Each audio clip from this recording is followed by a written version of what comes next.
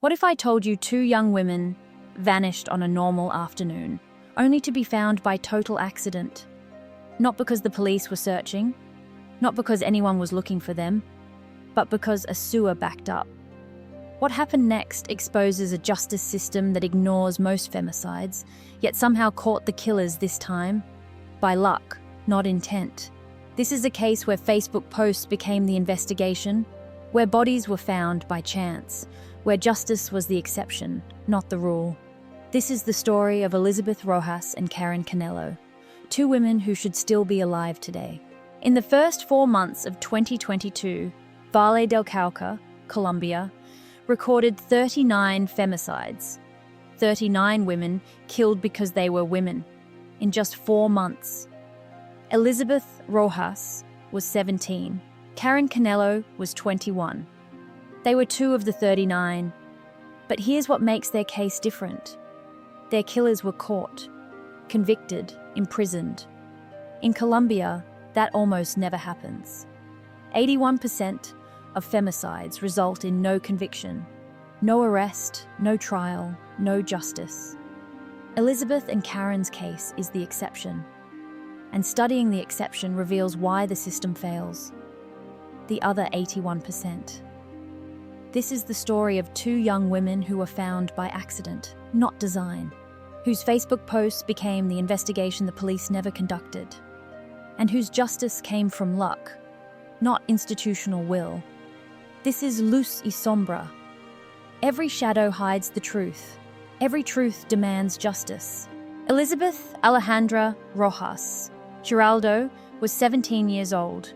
She lived in Yumbo, a municipality on the outskirts of Cali. Working class, ordinary, the kind of place where everyone knows each other's names. She was a student. She had dreams. She had family who loved her.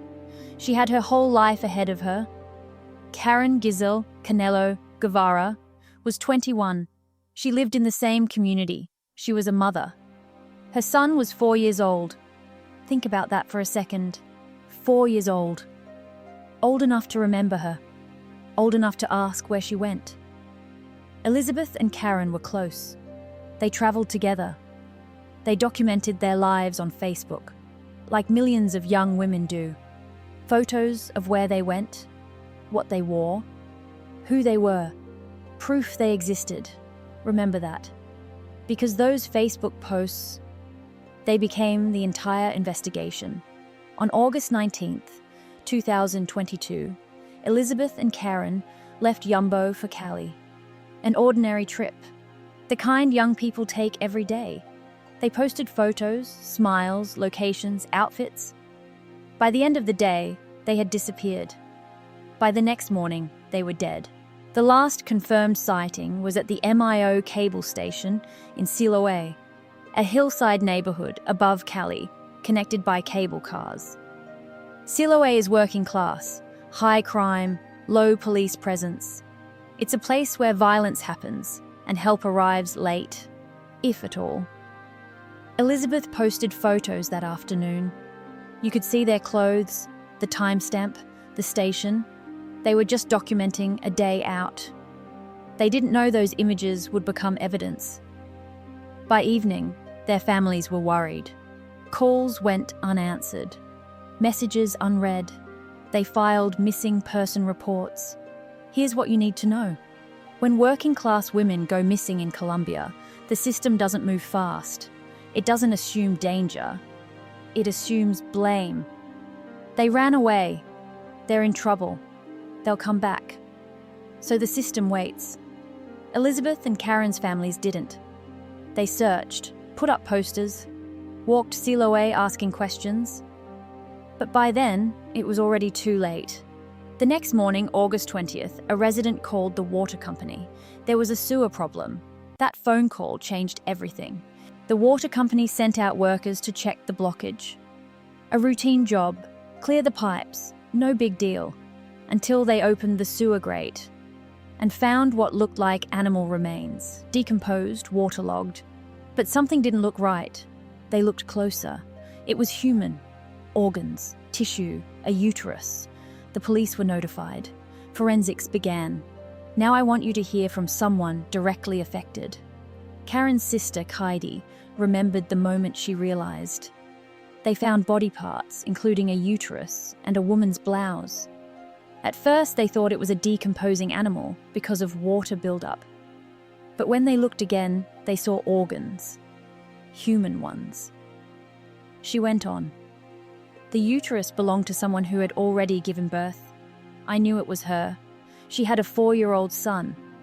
Karen's identity was confirmed through the most intimate kind of knowledge, motherhood, written in her body.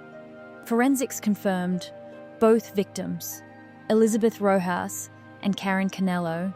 And here's the institutional failure. The police didn't find them. A water company did, by accident. If the sewer hadn't backed up, if no one had made that call, they'd still be missing. This is what systemic invisibility looks like. The state didn't find them. Chance did. But once they were found, something rare happened. The system finally moved. Investigators went back to Elizabeth's Facebook, to the photos she posted that day. They matched the clothing in the pictures to CCTV footage from the MIO cable station in Siloé. The girls were seen arriving, then walking, then entering a neighborhood. The trail ended at a house. It belonged to Germán Evelio Yáñez, aka El Enano, 48. He lived there with his son, John Michael Lennis, 26. Inside, police found bloodstains. Cleaning attempts, a curtain hiding evidence, clothing and shoes belonging to both women. Signs of dismemberment. On October 11th, 2022, both men were arrested. Yáñez and Lennis were charged with aggravated homicide and aggravated forced disappearance. They denied everything. Karen's sister Heidi recalled how they acted. They laughed. They said, "We didn't do anything." One of them said, "I'll get out of this." They believed they were untouchable. They believed the system would fail. Like it usually does. They thought no one would hold them accountable. They were wrong. In 2023, the courts convicted both men. The evidence was airtight. Facebook posts, security footage, forensics, autopsies, crime scene proof. John Michael Lennis received 54 years. Germán Evelio Yáñez got a similar sentence. Both are now in maximum security prison. No appeals, no reversals. Justice was served. But let's be honest about what that means. Between 2017 and 2019, researchers found that only 18.9% of femicides in Colombia result in conviction. That means over 80% end with no accountability, no arrest, no trial. Elizabeth and Karen's case is in the rare 19%. They were the exception. Why? Because their bodies were found. Because their families pushed. Because their evidence couldn't be ignored. The justice system has the tools, the technology, the laws. It chooses not to use them in most cases. It's not about capacity. It's about will. And even in this case, where justice was served, the story isn't over. In 2025, John Michael Lennis gave a recorded confession. He admitted the murders. But he also said something else. Something that changes how we understand this case. He claimed he wasn't acting alone. He said the killings were ordered by mandos superiores, higher-ups, bosses. He said Elizabeth and Karen had lost an illegal shipment. Arms trafficking, he claimed. The murders weren't random. They were enforcement, discipline, erasure. He also hinted at other victims, other women, other crimes, but no names, no further details. And here's the most damning part. No major investigation followed, no task force, no raids, no search for other victims. The confession sits on record. And nothing happens. This is what impunity looks like from the inside. Even when killers confess to more, the system stays quiet. Valle del Cauca is one of Colombia's most dangerous regions for women.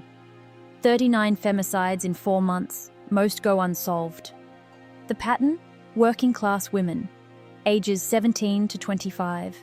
targeted in areas with gangs, weak policing, and no state support. Yumbo to Siloé, periphery to periphery. This isn't personal violence. This is structural, criminal economies, no state control, femicide used as a weapon. Elizabeth and Karen weren't killed because of who they were. They were killed because, in that system, their lives held no value. And the world doesn't know. Why do these stories stay in Spanish? Why do they go ignored unless found by accident? Karen's son is 7 now. He's growing up without his mother. But he's surrounded by people who loved her. What will he be told? That his mother mattered. That she was loved. That she didn't disappear. She was taken. And her family made sure she was not forgotten. Elizabeth and Karen's families did everything the state failed to do. They searched, identified, fought. And because of that, the killers are behind bars. That's not the norm. Across Colombia, these groups are demanding change. Cisma Mujer, Casa de la Mujer, Red Feminista, Antimilitarista, Corporación Humanas.